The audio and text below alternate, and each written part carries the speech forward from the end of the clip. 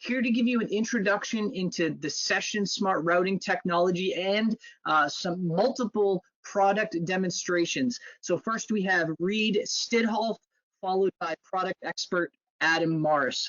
All right. Well, thanks so much, Kenny and Kevin, for the kickoff. SD-WAN. I'm a relative youngster to Juniper. This is my first kind of summit customer event as part of Juniper, and you know, I'm not too sure whether or not Juniper has hosted SD-WAN boot camps in the past, but I am sure that this is the first one that is Session Smart. So I wanted to do my part in kicking off this boot camp by really, you know, introducing what Session Smart is, you know, what it means, where it came from, and why is it here at Juniper. And, you know, Kenny and Kevin know I enjoy talking about this journey of Session Smart technology and secure vector routing because, you know, I was lucky enough to have a front row seat for most of it. And I love telling a bit of my story and my unique perspective on how it all unfolded. So let me advance. Yeah, so to start with, you know, I want to kind of just rewind the clock a little bit, all the way back to 2015. Here, what you see here is a picture that I snapped as I first set foot into this barely furnished office space right off of Route 128 in Boston, Massachusetts. And now I'm from Seattle. So out here in the Pacific Northwest, and I had flown all the way across the country to Boston, and this was my first day on the job. And so the company here was founded in 2014, like it says, really just a handful of months before this picture was taken and before my first day. Now, what you see here is essentially the entire company at that time busily writing code for what they hoped would someday become a product that would change networking. And, you know, one of the lasting impressions for me that day as I walked, you know, right down that center aisle past all these engineers was back in the back at a desk right alongside everyone else was Patrick Malampy and Andy Ori, two tech giants in real-time IP networking. You know, they are, some of you may have heard that name. You know, they are widely credited for having invented the modern session border controller and you know, really pioneered the entire market for SBCs. So, you know, what was lasting about that impression for me was that the last time I had seen these two, they were like royalty. I mean, they were at Oracle, where their company had recently been acquired by Big Red, and you know, they were being whisked around the world to conferences and marketing events as luminaries of the VoIP industry, you know, highlighting keynotes and surrounded by armies of admins and all that good stuff. And you know, yet here they were fully engaged in this tiny new startup, sleeves rolled up, doing work, you know, real work. I think, as I recall, Patrick was signing checks for business expenses, and you know, Andy was kind of buzzing around the desk, sometimes deep in thought, other times, you know, stopping to exclaim some, you know, profound thought he was having. But you know, in spite of the drab decor, there was an absolute buzz and energy about the place, and they were all talking about sessions, and they were all talking about a problem with the way networks were being misaligned with where businesses were needing to go. Now, back at that time, SD-WAN really wasn't a thing yet. You know, SDN and NFV were kind of the hot market lingo that marketeers were talking about, and you know, those technologies were kind of climbing the peak of inflated expectations in the proverbial hype cycle. And you know, arguably the tools of software and software defined were still kind of looking for a useful marketplace to land with broad acceptance and utility. You know, of course, in hindsight, we know that a few years later, that place would ultimately turn out to be the WAN. And but not a lot of people were talking about that at the time. So, you know, many of the team that you see here had come from a background in IP telephony. And as such, they really looked at networking through a slightly different lens. For instance, in an IP voice and video application, they operate inherently on the notion of a session. In that world, I pick up a phone and I initiate a call to you, and there's a signaled session that gets established, and there's a directionality to it from me to you. And then based on that, there's a symmetry in the conversation that progresses, and we exchange information. So, this approach to sessions where there is a signaled exchange that establishes the intent and the disposition of the network towards the session were some of the formational concepts, as you'll see. But again, at that time, while networking was certainly seeing some notable changes around the industry that it hadn't seen for a very long time, thanks to being, reinvigorated by the powers of software and software defined, the IP routed networks that everyone was building upon were largely being built and operated the same way they had for the past 20 years. Now, the routed networks were sort of born out of, if we go even further back, they were born out of a theory that looks like what you see here. Is the internet boomed in the 90s, conventional wisdom was to really keep the network stateless, leave all the security to the endpoints, and just keep it fast and keep it simple. Now, this was for good reason, mind you. In the early days when RFC 1771 was being drafted by the long-bearded wizards at the IETF, it was all the internet could do to keep up with booming demand for networks. And based on the technology today, just making it bigger and faster was absolutely the most important thing to focus on. So routers started out simple. Now, if that was the theory, fast forward 20 plus years to this team working on the Session Smart router, and the reality in 2014 looked much more like this. As networks grew, high value targets such as financial institutions, governments, businesses began to transact on the networks, and turns out security was needed in the network. Security, having this open any-to-any network was not secure enough, and so firewalls were added on top of that routed network. To help as demand grew and load grew, to help intelligently distribute that load and scale applications, load balancers and other stateful devices got piled on top.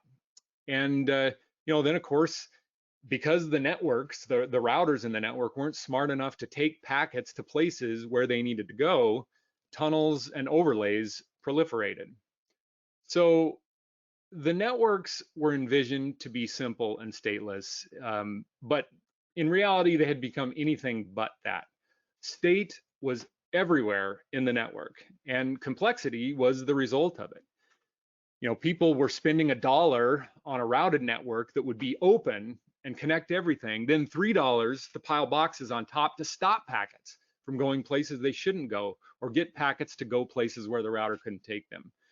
So, for the majority of the industry that was sort of wielding the power of software and software defined at that time, they were busily focused on taking the same approaches and architectures that they had done in hardware and recreating them in software, which is really just compounding the problem of fragility and complexity under the surface that was festering. And truthfully, about the only medicine that was being applied to this malady was throwing more orchestration, more automation at it. This really is the definition of technical debt, and networks everywhere and consumers of networks were just accumulating it. So back to the team in 2014, they said, what's going on out there is just not enough. If all you did was take the same things that you did in hardware and do them in software, you were doing it wrong. So the promise of software defined and unlocking new innovations in networking to power the next generation of networks just could never be realized the way things were going. And the crash into the trough of disillusionment in that hype cycle for SDN was all but assured. So that was the mindset. That was the mindset and some of the formational thinking amongst that small team that was conceiving of and building the first iterations of the Session Smart router. So what they set out to do first and foremost was make a router, and make a router that was smart. So they wanted to have a few key things that they felt a smart router just had to have. First of all, it had to be software. It had to make the best possible use of software and the powers of software defined. There's that famous saying, software is eating the world, and it's for good reason. No hardware could compare to the rapid innovation cycles that was happening for the platforms that were ultimately powering software, and the superior economics of software. So, from the powers that, or from the platforms that power software, from small to large to cloud to data center, and the economics of all of them, it had to be leveraged well by this technology. So next, it had to operate based on sessions. Like Kevin was mentioning, in the journey from client to cloud, sessions are the thread that connect users to applications. So no doubt, session state, as we define it, and as the Session Smart Router defines it, was already all over the network, but it was being piled on in uncoordinated middle boxes, disjointed from the routers. And a certain amount of that network state, the feeling was that a certain amount of that network state needed to be democratized into the routing plane and just be everywhere in a manner that is highly coordinated and controlled across all the routing nodes in a network. So, things like zero trust could not be easily managed in traditional box-centric ways at security bottlenecks. This session awareness needed to be tightly coordinated by global policy and signaled throughout. So also, the way the network was designed, how it was operated, had to orient around services.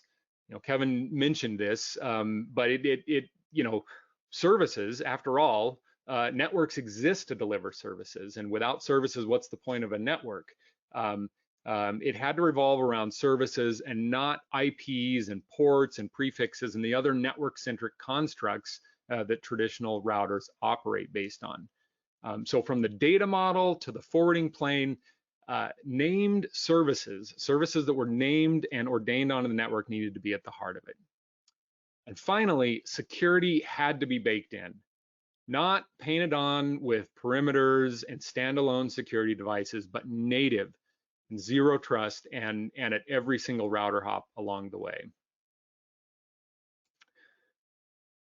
So the whole idea behind Session Smart was to build smart routers that could understand services and applications and natively route them to where they needed to go in the topology using sessions without sticking them into tunnels that compromise on performance and on user experience. So these routers, the design was that they could be placed all over in the network, integrating with traditional routers, speaking their language like BGP and OSPF, and one could begin to parachute them into strategic points in the routing plane, like branches, edges, clouds, data centers, really to begin the journey of making their network more intelligent. And of course, a key ingredient to this is something we call secure vector routing. Now, I don't want to steal Tim Ziemer's thunder too much, but I know he'll be diving deeper into that one later.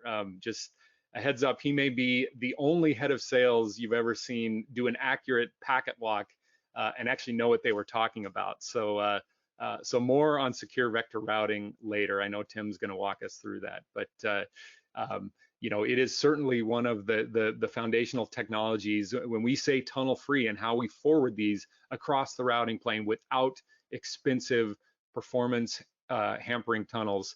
Secure vector routing is really one of those secret sauces.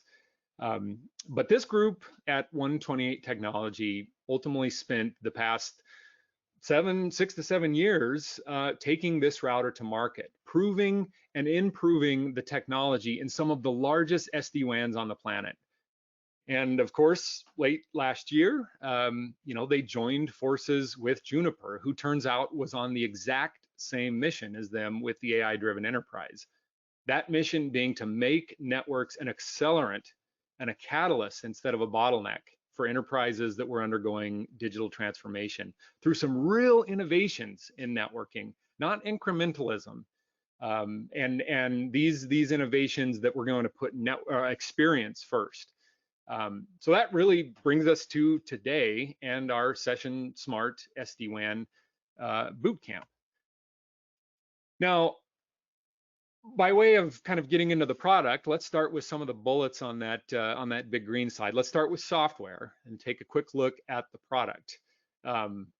The Session Smart routers are software based, so they run on standard x86 compute platforms today. Now, they leverage a kernel, what's known as a kernel bypass technology, namely DPDK. Many of you have probably heard of it, but it really streamlines standard, off-the-shelf components of the NIC, CPU, and memory to really achieve hardware-like performance for latency and throughput. So there's a lot of optimizations built into the software leveraging this, not just on smaller server platforms in branch and edge and data center, but also in the clouds as cloud environments as well. So while the software runs on commodity white box platforms, it has a versatile set of certified platforms that are rigorously and continuously tested in our automated test environments to really be able to give the highest levels of assurance for functionality, performance, and support. And so we're going to touch a little bit more about that certification program here in a moment. But no doubt the software scales, and it scales in all directions. It scales up very, very high to some of the highest throughput in SD-WAN applications out there. No doubt it is a key differentiator how we are able to scale at the very, very high end thanks to secure vector routing and tunnel free versus traditional tunnels, but also down on the very, very small end, going to very low cost devices, embedding within container environments and hypervisors and things like that. So scaling goes in both directions, of course. And being software and software defined, it really has a rich set of secure and open APIs, really making it ready for automation using the latest and greatest in automation tooling of the day. Many of our customers enjoy the benefits of the APIs, and I know Adam in a moment is going to walk us through some of the user interfaces, but just know everything that you see in these user interfaces, you can almost consider them reference applications for the underlying API that really powers the platform. So, getting kind of to that diagram there over on the left, the software is developed and distributed in a single packaged form that is initialized to one of two current functions. That software can be initialized to become a conductor, or it can be initialized to become a router. And of course, router is a tightly integrated forwarding plane, control plane, and conductor provides that management plane and automation for the deployment. And again, Adam's going to touch on that in more details here shortly. But looking at this more from a topology perspective, conductors, one slide too many. Conductors are typically deployed centrally in the networks, integrating with other management plane tools and operation systems. Like I mentioned, they kind of centralize a lot of troubleshooting tools, operational tools, management tools into one easy to manage place.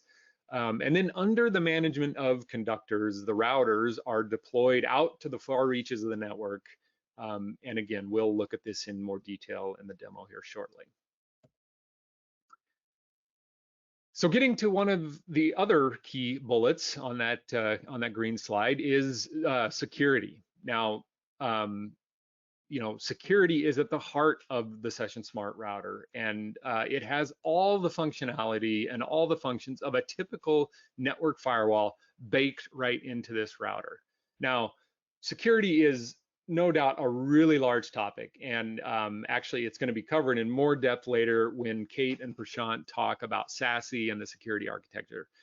So I'm not going to go too deep into this one, but just to kind of dip our toes in a little bit with the SSR fabric, traditional firewall and network security policies are defined globally for your administration domain, and they're enforced uniformly at every Session Smart router along the path.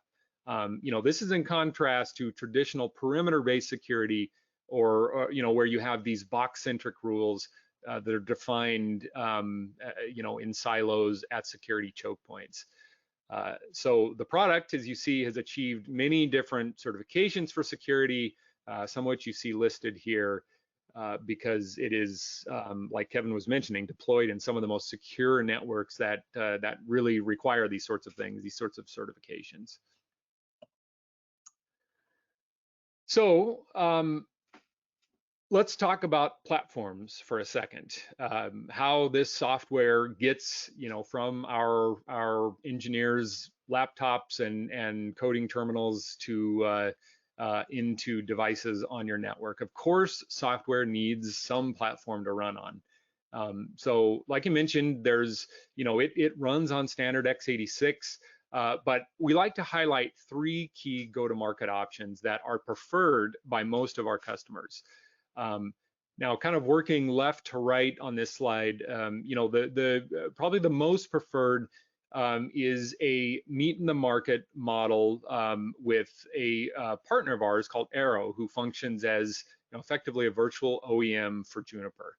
Now, Arrow does a ton in the supply chain with providing these platforms, things like coordinating inventory forecasts, staging, software imaging, helping out with ZTP, and providing worldwide fulfillment and RMA services. So Arrow is a really great option if you are looking for a partner that can really do it all from a deployment and rollout perspective, up to and including boots on the ground deployment services for things like remote branches. So a great option there if you just kind of want that appliance-like experience.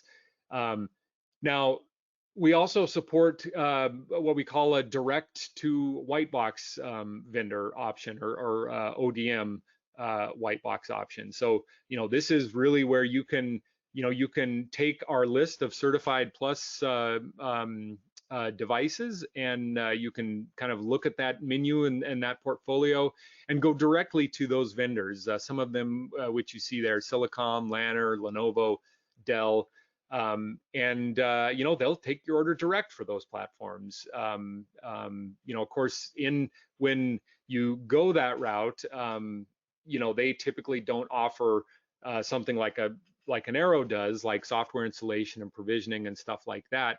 But that's not to say that that isn't offered in some forms. We have a host of managed service provider partners, which I know Mark's going to talk and others are going to talk about later. But often some people still realize the benefits of this ODM model, but kind of going through service providers and managed service providers, like you see kind of in that middle box. And then actually, long before the Session Smart router became a part of Juniper, Session Smart routers were being run on Juniper NFX platforms, so the Session Smart router is available and supported on a Juniper box, a Juniper Universal CPE. Now, this is a preferred deployment option through service providers and MSPs. That kind of want that universal CPE experience, and the SSR operates as a virtual node within that environment. So, looking a little bit more at the certified plus platforms, I would encourage you, go to some of our documentation. I think maybe once I'm done talking, I'll dig up a link to where some of that information lives, but you can see all of these different Certified Plus platforms. You can see what all goes into Certified Plus. Like I mentioned, all these platforms that are Certified Plus means they go through nightly tests, rigorous tests, and so you have the highest level of assurances for performance, for operation, for functionality possible when you go with some of these Certified Plus platforms. But when we certify these platforms, we specify the exact build of materials in them. We lock down the BIOS, the BIOS versions. We help manage product lifecycle management in them. So if parts ever become end of life on these platforms, we update them and refresh the parts in them. And then, like I mentioned, they go through our nightly software testing. So, kind of going from the small end, the typical branch devices, you see a couple there from Lanner and Silicom, that are capable of up to 2 gigabits per second in terms of throughput, really going line rate on those devices. And then the next number you see there is actually encrypted performance. That's one thing I didn't touch a lot on, but certainly the platform, because of the efficiency of secure vector routing, we are able to use those crypto resources very, very judiciously, and we scale higher than anyone else in the market when it comes to encryption performance. So, kind of the number on the right shows some of the higher end encryption performance if you were encrypting 100% of the traffic, which isn't always required, rarely necessary actually. And then on the right, you get some of the unencrypted, just routed throughput numbers. Of course, moving up there's a handful of Lenovo builds that that really start to get you up in the 10 plus, nearing 100 gigabit per second range. And then in addition to this, like I mentioned, cloud platforms like Azure and EC2 were available on those marketplaces to kind of put Session Smart routers at those locations as well. So that's platforms. And, at this point, we've talked through kind of the origin story of Session Smart and how it came to be powering SD-WANs. So next, we're going to take a look at the product in action. What we're going to look at here upcoming is the Conductor. And, Conductor is typically, like I mentioned, it's deployed in the management plane. So, your operations folks are going to need to get to it to operate day to day. It hosts troubleshooting tools and things like that. And again, it kind of provides a gateway, an API gateway to everything else in the network, to the configuration, to stats and analytics on all the routers. So typically it's deployed, sometimes in data centers where it can be integrated with back office systems for automation and control. Increasingly the cloud is a popular place to deploy conductors, because that ends up inevitably being a central point to a lot of these WAN networks, and it can sort of manage from that point in the cloud. Yeah, great question. And up to now we've kind of talked a lot about the really the theory and the history of the Session Smart router, but this being a boot camp, the first demo that we wanted to give is one that would kind of put you behind the wheel of the product, and then give you a sense for it operationally. So there's really no better person to do that than my good friend Adam Morris, who heads up North American sales engineering for Juniper and the SSR, and is really a subject matter expert in Session Smart SD-WAN. So we're going to go straight to Adam, taking us through a demo that was recorded. This is a recorded demo. Yeah, let me go ahead and roll the demo, and then we'll kick it over to Adam. The purpose of this demonstration is to provide a high-level platform overview and give you a sense of what it is like to operate a Session Smart network. As we hop into our Juniper Session Smart router deployment, let me take a moment to introduce a few components of the architecture we'll be looking at. In a typical deployment, Session Smart routers are distributed across the network topology, client to cloud, participating with other traditional routers to form the WAN. The SSRs function as a tightly integrated control plane and forwarding plane element and are orchestrated by a management element called the Conductor. The Conductor has several key functions. It provides a single pane of glass for administration using graphical and command line interfaces. It hosts a centralized API for all devices, which integrates easily into third-party platforms for automation and management purposes. This provides access to the thousands and thousands of rich analytics and metrics. Also, it delivers config and lifecycle management for all the SSRs. Let's log in and take a look. Users can be authenticated based on locally provisioned accounts or from a central authentication provider such as LDAP or Active Directory. Upon login, you are first greeted with a dashboard page. This page is a launchpad to all different areas of the product deployment. In the upper panel is an indication of the quantities and health of all SSRs under management. To the right of that, you get an alarm summary. Next, the configuration overview shows if there are any active changes that require attention. Finally, in the upper right section is the overall health of the Conductor itself. The side panel on the left gives launch points into various functional areas and stays consistent through the whole user experience.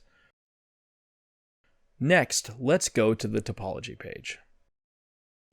Unlike other SD-WAN solutions that require specific fixed WAN topologies and only work with bookends like hub and spoke, SSRs can form highly flexible and diverse topologies. For example, in this deployment, we have routers sprinkled across the globe.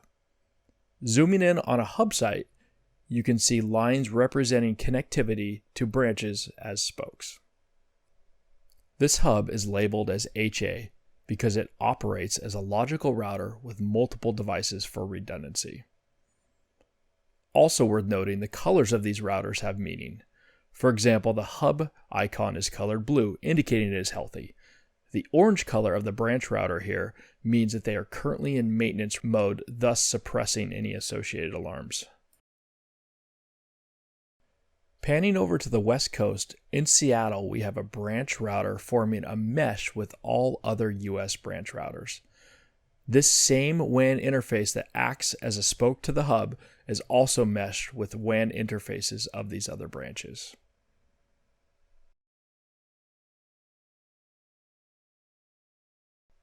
Now, let's take a look at this branch router in Seattle. On the main router page, you get an at-a-glance overview of traffic and health. We can see a snapshot of current sessions and bandwidth information. Our Seattle branch router is running the 5.1.0 software version with 4 configured network interfaces. Next, we have our node. A node is simply a physical or virtual device powering the logical router. This branch is operating with a single node. It is possible to have multiple nodes clustered together to form the router, such as the HA hub we looked at previously. The current status of node resources are seen here, including CPU cores for control and management functions, as well as a single core dedicated to packet forwarding. This CPU core allocation is typical for small to medium branches, but can be increased for higher performance at larger sites. Our node has been up for 4 days, and from a lifecycle management perspective, the asset is in a running steady state. To give some examples of other asset states a node could be in, you may have things like stopped, starting, or upgrading. An overview of the Layer 3 network interfaces shows up-down status. They are all up in this case. It also shows static or dynamic IP addresses associated with each network interface. In this configuration, they are all statically configured. The physical Layer 2 device interfaces are also shown, along with their up-down status and associated MAC addresses. You can also see this node is not using interface redundancy as it is standalone. Moving to the bottom of the page, you can see the other SSRs that this router is paired with. SSRs form a topology with one another based on layer 3 IP reachability, giving them potential next hops for routing sessions. As they are made aware of other peers' reachability from an interface, they begin to monitor path reachability and performance. Here we see discovered properties of the path, including latency, packet loss, jitter, MOS, and MTU. We can also use this to control the process lifecycle of the SSR node.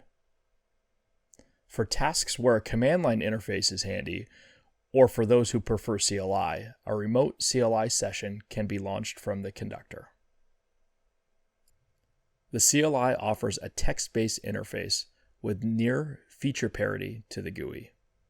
For example, let's look at the same system status information that was presented in the GUI.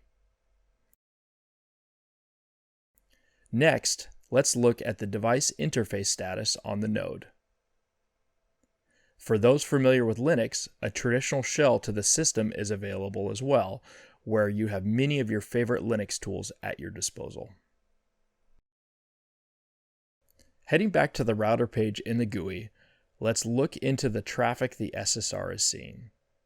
Using DPI-based application identification methods, you can see a variety of domains for which sessions have targeted. Here we have some sessions going to ESPN, CNN, Juniper, and others.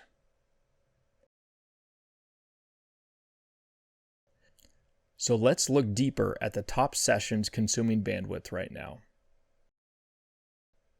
At the top, we have a graph of total bandwidth for the router plotted over time. In the table below, we have the current top bandwidth consuming sessions. Clicking in on an individual session, you get the most detail from the SSR. You can see things like session type, the service class for quality of service, and the security policy applied to the session. You can see that this particular session is being sent to the Boston data center peer, and the TCP state is established. All the details for when you need to look at a session under the microscope.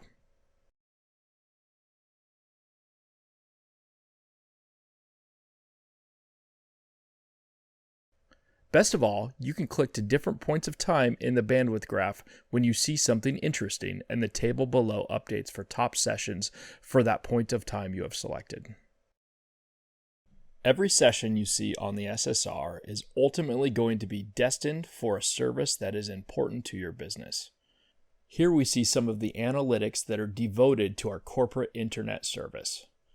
Services group one or more applications into a named service that is distributed to the routers managed by the Conductor. All destinations described by the service can be given their own routes and policy for things like path selection, security, access control, and SLA.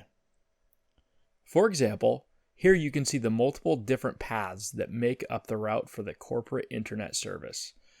At the bottom, you have the security policy that will be applied, and the service policy, which will prescribe how routers will treat sessions based on service level agreements, load balancing, and quality of service.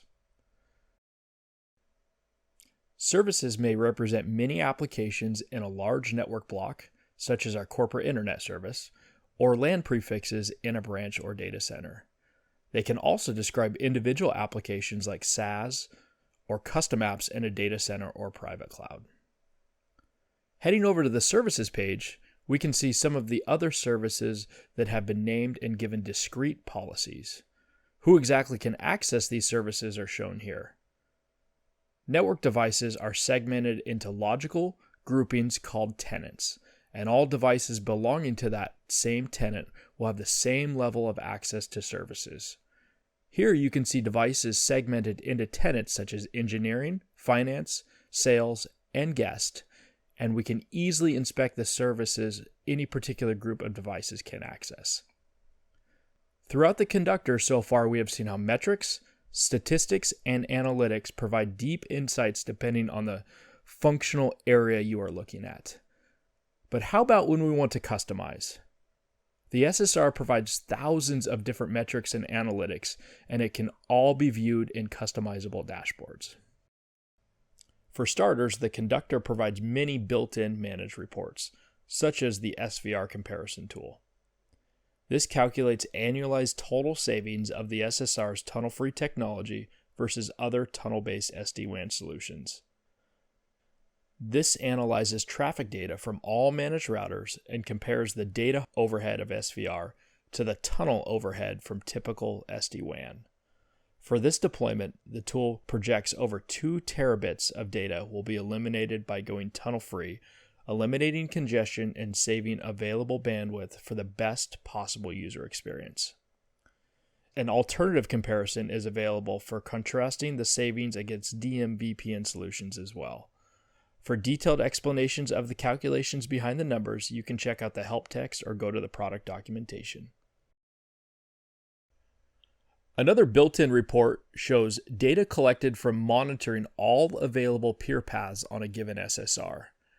For this router, the latency on paths to its peers is low, and no loss has been measured in the past 30 minutes. You can expand the time window to show data from farther back in time as well. Going back 2 days, small fluctuations are seen, but no major abnormalities.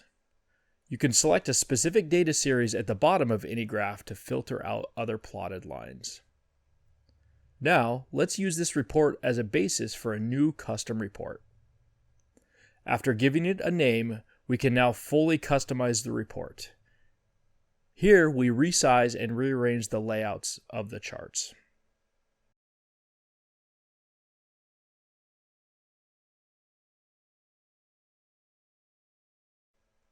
You can also create reports from scratch by selecting a new empty report. Let's make one showing MOS score or mean opinion score and values over time observed for peer paths of a router. These are just a few of the thousands of analytics collected by the Session Smart routers throughout their lifecycle. Speaking of lifecycle, the Conductor also plays a key role in managing the software lifecycle of each router in the deployment. Going to the routers page on the left panel, you get a listing of all routers managed by the Conductor. From here, you can check for the availability of new software. In this example, you will find updates are indeed available. Selecting a specific version, it shows routers that can download the new version before upgrading. You can also see routers that have already downloaded and are ready to upgrade.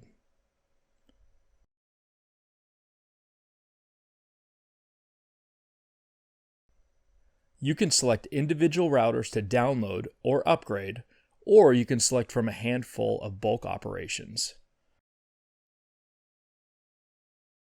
Once the selection is made, simply click Start, and the Conductor will orchestrate the task. As you've seen, those are some of the highlights of key functions and workflows in a typical deployment of Session Smart networks.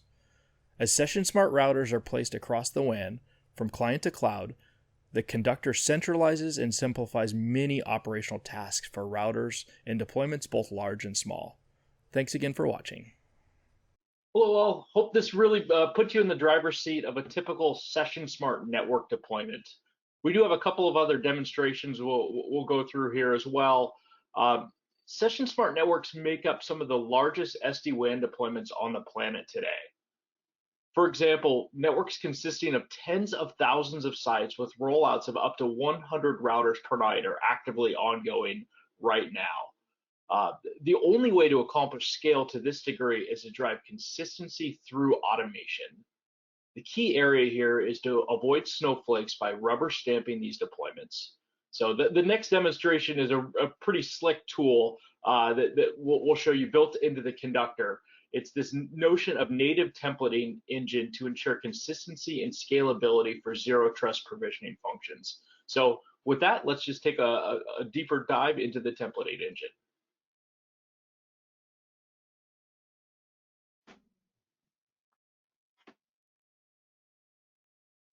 So in that same deployment where the demo video was taken, we'll log in and we'll look at the configuration. So the configuration of the Conductor is that single pane of glass managing everything to do with services and routers that we previously discussed.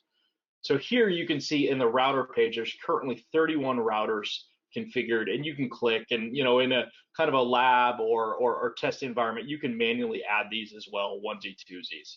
But when you really need to scale is where the templating engine shines. So if we click on the templating button here, there's 2 templates built in. The second one here is what we call our staging branch template. So this is created with the basic mode. So if we actually look into this template, we took our golden image and create a snapshot of this template. And then what we're going to do is we can start to create instances. So you can add as many instances as you like. In our case, we're just going to create a single instance here. We're going to call that staging branch 12. We will save that, and then we will go ahead and generate the config required for this template. So as we go, what we'll do now is go back to the configuration page, and looking in the conductor, we can see there are changes right within this state that are ready to be committed. So let's go ahead and commit those. So that's it. That's simple from the basic config templating engine. We can go here and now we can look at the we're now active running staging branch 12. So another example here is what I want to show you guys next is really more about the advanced logic. So let's just go ahead and look at the next one called add branch router. And if we look here, this is where we toggle this into advanced mode. And there's a couple of pretty slick features here. Not only are we pre-populating variables, so this was done all via a third-party OSS BSS API call to populate variables, which you'll see in a second what that looks like. We're also defining schema, which allows us to define more custom variables and provide input validation on those variables. For instance, when we go back and we look at, we'll add a branch router, here you can see we've got an array of predefined values that we can define for the site type. These are free-form fields. And then a lot of what is in the config is we're concatenating a lot of these strings to form, say, our router name and whatnot. So in this example, we have inputs for 6 different routers created. And what we're going to do, just like in the basic mode, is we're going to generate that configuration template. Again, going back to the configuration page, we're going to see 6 new routers sitting here. And if we commit those, all of a sudden, that's it. Those routers that are all generated from API calls from a third-party OSS BSS tool on inputs from a provisioner are now in and live in your conductor. So now you say, well, what do we do next, right? So what we do next is part of the overall ZTP process. So we're going to pick on this notion of Houston branch. So Houston branch, if we go back and look at our router pages, and we can filter this down towards Houston, we are currently disconnected. So it's a very, very simple process. If we go into the branch itself and we go look at the node, think of the node again as that system that corresponds to the logical router of the branch. That branch is actually out shipped and ready to be added to our config. So we've got an ID that we match, and this ID does a couple of things for us. Most notably, it creates, this is the authentication method for the operator. So we're actually going to create that ID as Houston branch. We'll validate and commit, and then we'll go back to our routers page again. And if we, using the same, if we go to Houston, what we're going to see is that branch. Oh, you actually saw the provisioner. So that's our state. So this is the DevOps tools behind the scenes that's checking in this router. It went from key accepted. So that's the key exchange for encrypted traffic to be shared between the conductor and the router into connected. And in a couple of minutes, I won't bore you with the details, but a couple of minutes, this router will be running and able to take traffic. So hopefully that gives you a quick snapshot on just the simplicity of the notion of router templates and how we're able to ZTP routers online and put them into production in a matter of minutes. So far we've spent a lot of time discussing day 2 operational support. But what about when packets meet the wire?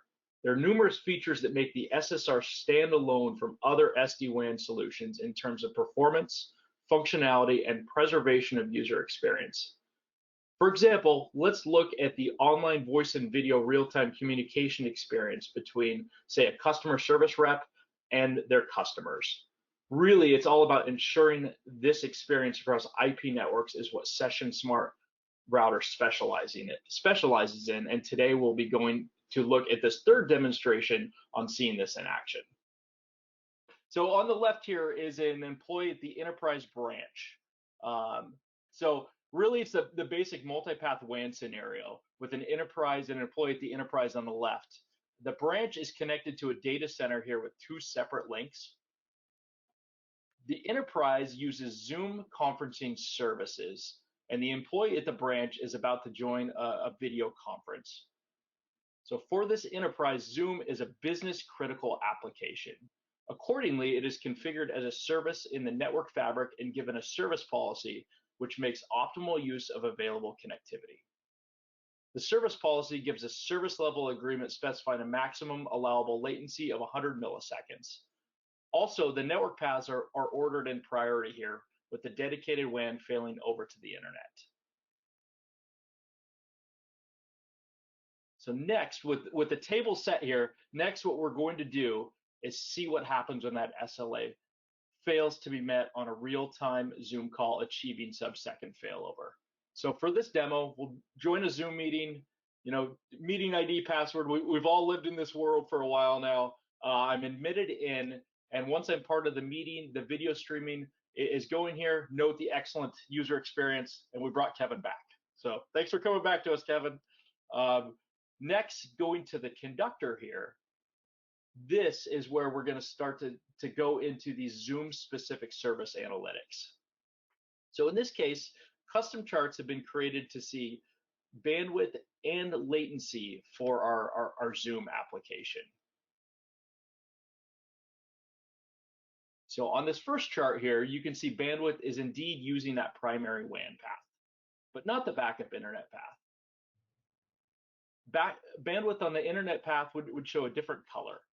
So the next chart shows the latency across each path with these values below the SLA threshold defined in that already created policy. So note the video is still active, user experience is still great, right? So now what we want to do is show how session failover works and the power of this tool.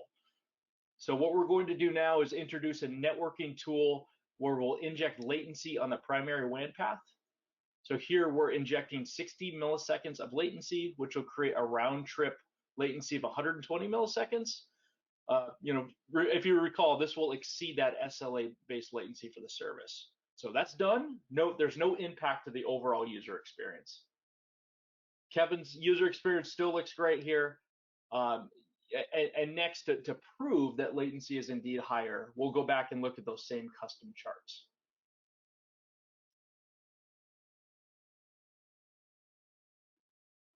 So here you can see that the bandwidth is indeed moved. You can also see the latency is recalculated based on that networking tool. So again, we can kind of zoom in, and this is the power of analytics where we can zoom in on particular time periods, and you can zoom in and see exactly when that failover happened and where the 2 points crossed. And now we're actively running on that secondary path. So the scenario shown is an all too familiar user story. You're on a very important video conference call. A subtle network disruption causes the experience to be poor and the time to be unproductive. Only this time was different. The network was indeed session smart. It is oriented around the service, not the network. That's the key, right? It's this notion of the Zoom service that we defined. The Zoom application was giving a very simple network-wide policy, and the SSRs were constantly aware of network conditions, ready to react the instant that they changed. Then, when there's a subtle change in latency, not a complete network outage, or not a major event, but just a simple brownout, in this case, an introduction of latency, the experience was flawlessly maintained. So I hope you enjoyed these demonstrations, highlighting really many of the key functions that make the Session Smart Network provided by Juniper truly a game changer in the SD-WAN space. So Adam, you got to show off. Obviously, Adam leads our deployments. He's hands deep, neck deep in so many customer design sessions, architecture sessions. You know, really helping put this into the hands of customers. That's what he's busy doing all day. Um, I wanted to kind of jump in here and steal back a little bit some thunder to some of the stuff that I'm working on in my product role. And of course, that is Mist. You know, no doubt by now. First of all, are you guys able to see my screen? There we go. I see it. Yep.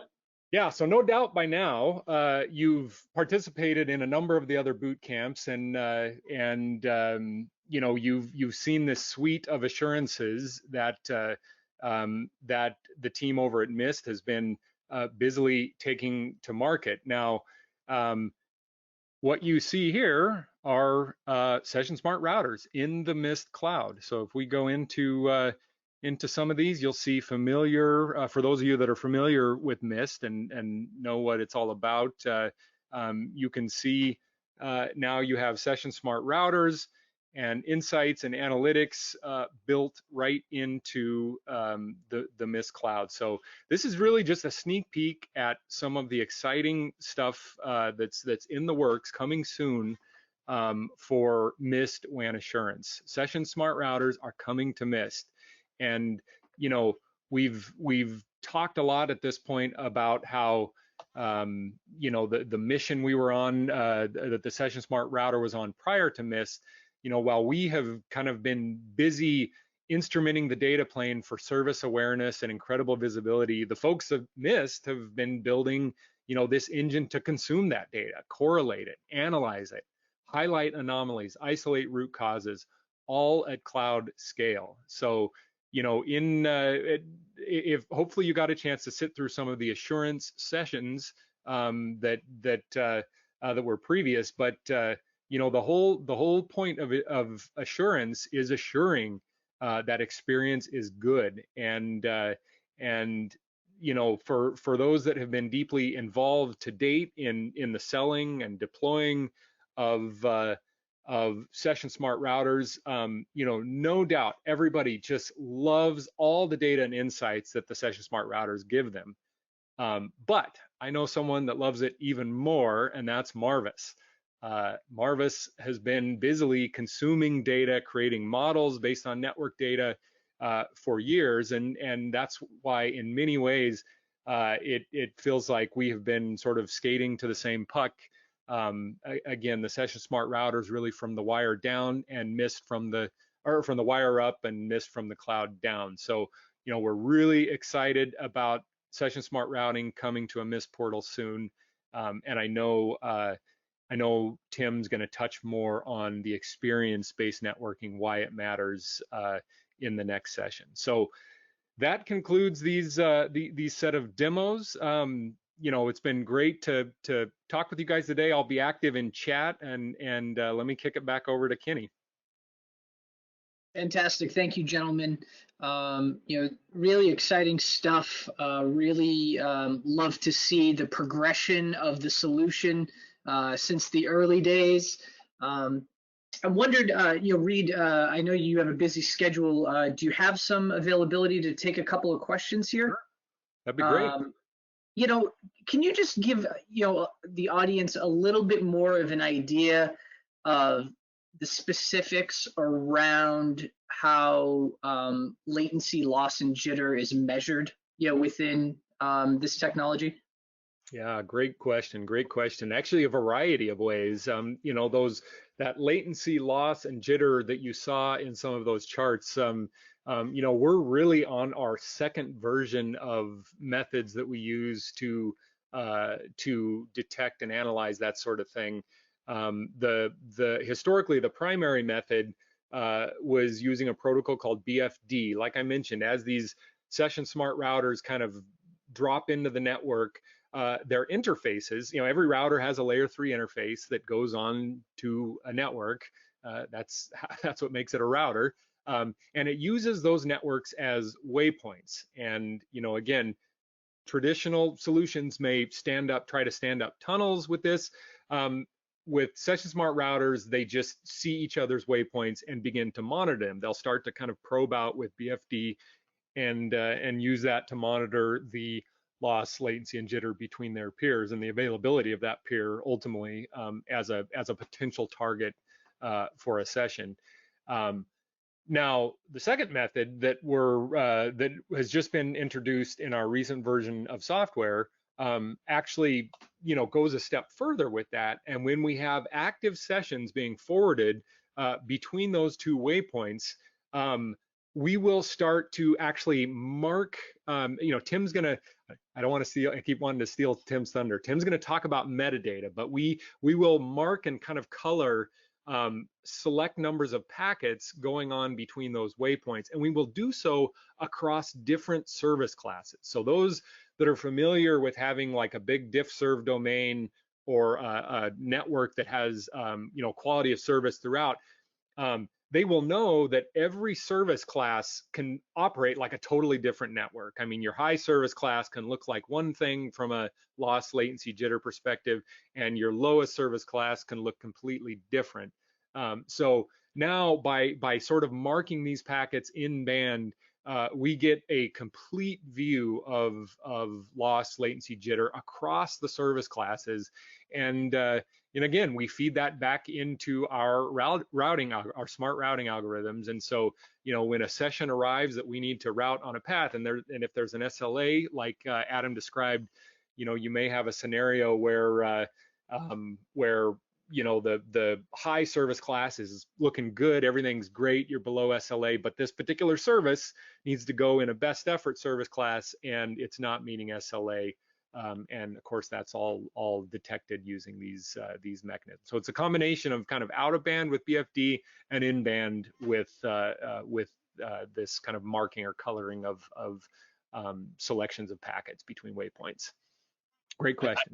I think you stole all my thunder, Reed. Great answer. But the only thing I would add to that is those are all highly tunable. So when we get in field deployments, your MPLS links versus say your LT links, you want different sets if you're passively monitoring that and gathering link quality statistics. You definitely want different intervals of that versus a metered and unmetered connection. And we have best practices around that. And everything that Reed talked about is very highly tunable with best practices. Definitely. Great question. Are there any other questions, Kenny? I think there are, and it's okay to steal people's thunder. I mean, that's the advantage of going first, here, right? Take all the thunder you can get. I think, yeah. So two questions here. We've got a couple minutes here before we're going to go to a break. For the peer paths shown in the demo, how is the topology formed, and then what additional topologies do you support? Adam, you want to take that one? So I, the demo, if you remember the first part of that demo, there's a notion of branches and data centers, and the branch really is the primary function is in a spoke to the hub to the data center. Now, how we tie all that together is a really, really simple piece of config logic, and that we give things a label. So we give them a label. We call it a neighborhood in our data model, but simply it's just a label. So you give a label on both sides, and then you put it in this role. And then once you put it in the role, you've got IP reachability, and will automatically peer up, so we can start exchanging SVR. So the difference here is it's really you're defining that underlay, so you can start to send sessions over based on this label. And the other thing worth noting is when you create these labels, it's really, really flexible. So I can have the same WAN interface operate as maybe a spoke to my data center hub, and then in that demo example, it's also operating as a mesh to all the other regional branches on that same network interface. So a really, really flexible topology model, again, just to drive topology of what can talk to what based on IP reachability. Yeah, and I like to think of those neighborhoods. I mean, they're called neighborhoods literally to think of them like topology, like Google Maps. Think of neighborhoods in a cul-de-sac or something like that. When you declare two interfaces of two SSRs out there to be in the same neighborhood, you're sort of declaring that they can reach each other potentially, and you know, you define any one interface's role in that neighborhood, spoke, mesh, hub, and you know, based on other SSRs that are in that neighborhood, it'll reach out and start to see if there's a path to the other ones. Great question. So when it comes to the cloud, you know, what is the deployment model connecting to the cloud? If the cloud is managed by a separate, well, I'll say this, when it comes to SSR in the cloud, can you use SSR to connect to the cloud, and can you expound upon that a little bit? Well, what is the cloud if not for somebody else's data center? But but yes, the quick answer is yes. That's a very common use case, connecting you know, various sites to various clouds. Even connecting clouds together is a popular use case, and there's really a variety of methods that that we use to go about that.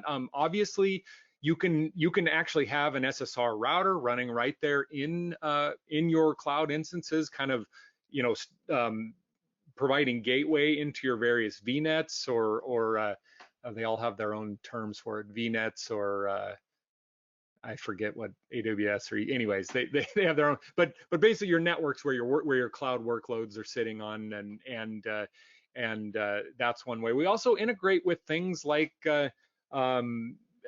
Azure Express Route, for example, to you know, to kind of provide routing into the cloud environments that way. So and Azure Virtual WAN is another one that we connect to. There's also security clouds like Zscaler that we support connections to, and you know, again, by standing up a target, whether it's an IPsec tunnel to a Zscaler security cloud, or you know, you have a Session Smart router, you know, at the edge of your of a various cloud region, you know, ultimately you can just install a service there, and you know, the whole fabric figures out how it needs to get there, how to get there, and how it needs to treat it.